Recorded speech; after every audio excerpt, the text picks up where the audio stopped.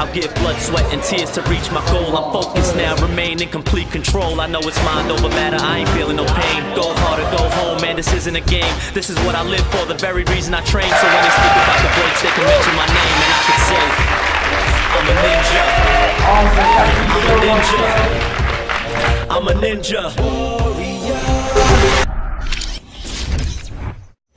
Alright guys, so I'm going to cover the last event, Obstacle Academy, but first I want to make note of something. Going into VertiQuest, I was under the impression that Alyssa was 5 points ahead of Jessie Lebrecq, and finally we got our PPK Washington results, and actually that was not the case because Jessie Lebrecq placed first there. Alyssa and Jessie were actually tied going into this event.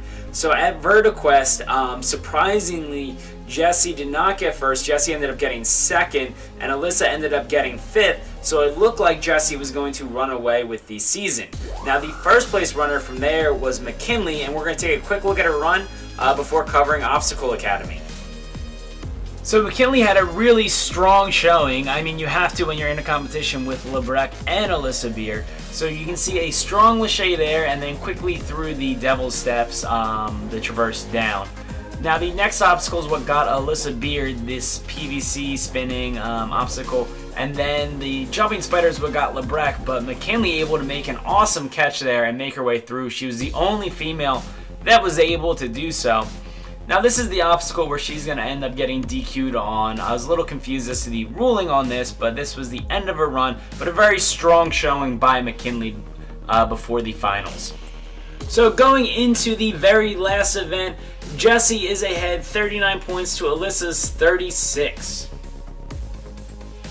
So looking at Obstacle Academy, we have Sarah Heeson in third place. We just saw her at Warrior Sports, so this is another competition that she has placed at. Looking really strong and fast through the first couple of obstacles. Now moving on to the first upper body challenge. You can see she's got some really good technique here. Get a little hung up here, having to pump the swing, but moving through fairly quickly for a decent upper body obstacle. Now onto the balance one. You can see she's going to step off right there, almost running into the wall, but a really strong performance on the first couple of obstacles.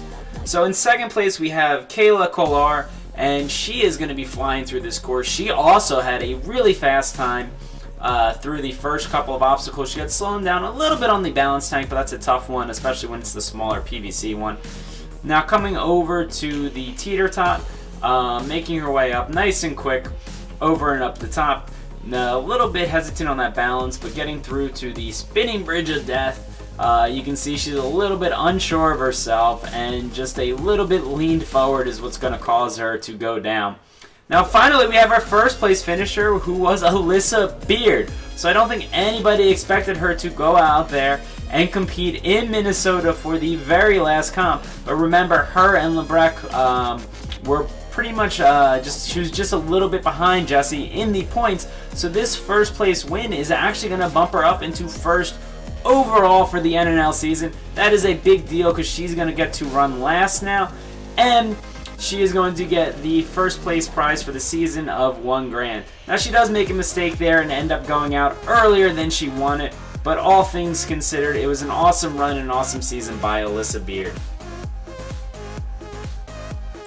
So next up we have Jake Murray in third place. Now Jake actually injured his back prior to competing, so you can actually hear him as he is going through the laches, the pain that he is in.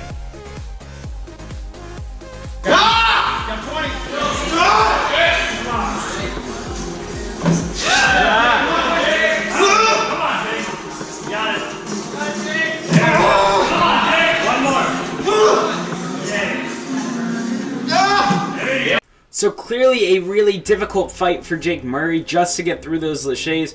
Hopefully he is doing better well and then he'll be healed up for finals and for the Ninja Warrior season. Check out him here though, going into this little undercling, floating undercling type of obstacle.